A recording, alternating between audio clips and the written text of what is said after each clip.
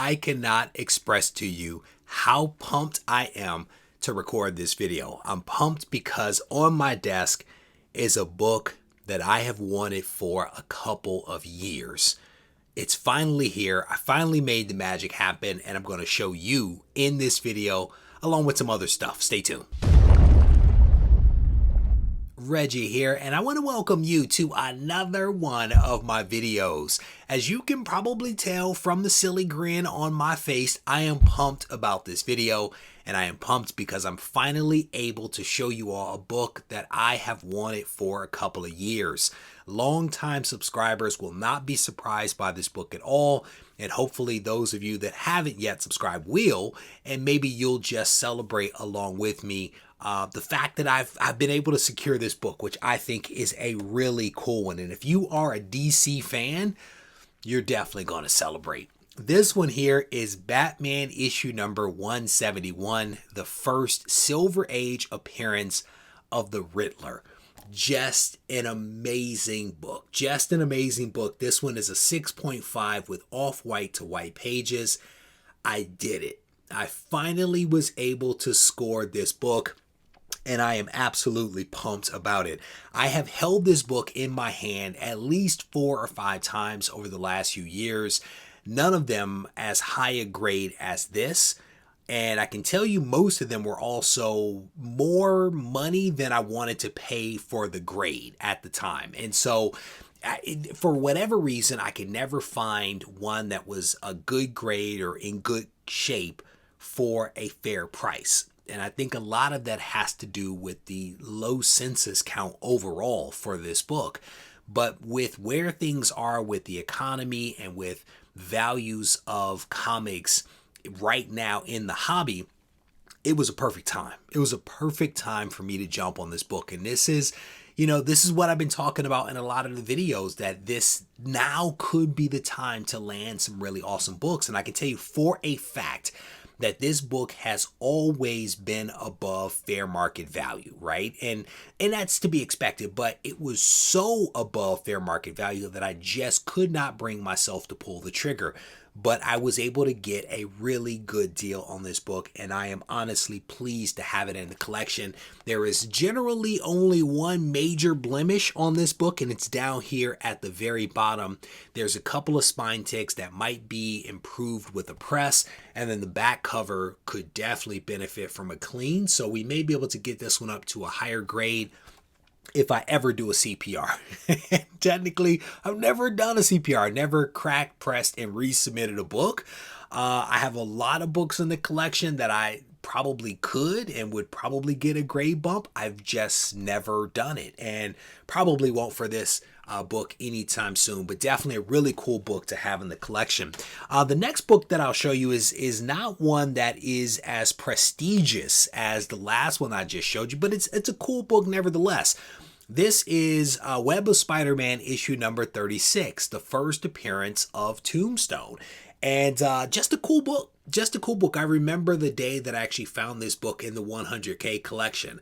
I recently went and pulled out my copies. I think I have 4 copies of this. None of them are 9.6, 9.8 candidates. So I wanted a higher grade, and I could not bring myself to buy the 9.8, to be honest with you, because the price that they were asking for was more than I wanted to pay. So I settled for the 9.6, and I am definitely pleased. I'm pleased. It's a nice looking book.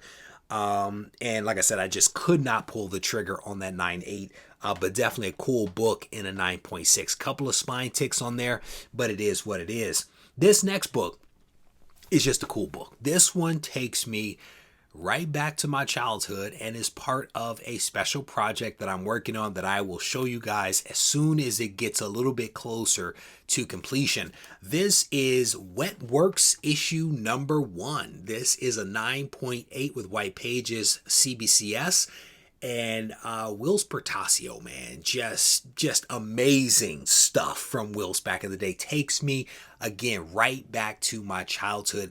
And I think the story with Wetworks is that it was supposed to be the very first book that was released from Image when the creators left Marvel and formed Image. But I think Wils's sister became ill, and I don't think the book came out for a few years after it was supposed to come out, but I think that that's the story. You guys will correct me down in the comment section if I got that wrong, but just a really cool book to have in the collection. I have a couple of copies of this in the 100K collection, but none of them were 9.8 worthy, and so it just made sense, like kind of sort of like the Web of Spider-Man book, to just go out and buy one that was already graded at the appropriate grade. So definitely a cool book. And speaking of cool books, I want to tell you all about my new Kickstarter.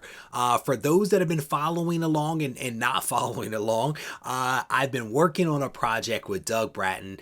It is a comic book called Isolation, and we have successfully released 3 issues, and we are in the process of releasing the 4th issue right now. We are doing so via a Kickstarter, air quote Kickstarter.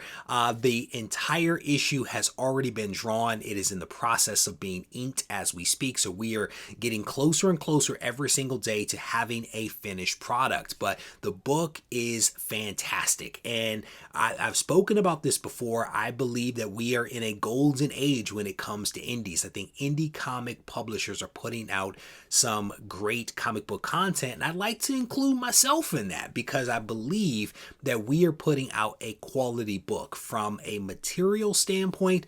The card stock covers, the paper material is impressive, the artwork is incredible, and the story is fantastic. And so if you are interested in checking out Isolation issue number 4, I definitely want to encourage you guys to support the Kickstarter. You can find out all the information, all the packages that we are offering on swoldierpublishing.com. This is a new website that I just launched recently. swoldierpublishing.com is where you can go to get all the information. And if you want to reach out to me for whatever reason, feel free to do so on Instagram at Regie Collects. Take care. This thing on? Mic check. I just want to make sure y'all can hear me clearly. Yo. Should you practice art, or should art be your practice? I had a question, so I asked it. Not to anyone specifically, but to my inner God, you know? The one that's gonna be a master, the one that's more than a rapper, the one that's an educator, the one that seeks enlightenment. He travels with concepts, he's got the mindset expansive. He understands that his time combined with travel and concepts makes his mind convex. Sort of like when you look at a brain scan, straight off meditation, we was concaving until we had that eternal dialogue that created our dialect. Now we in distinct rooms of pure souls having them conversations. Synergy and combinations. You fly and we waiting. Indian style and the go.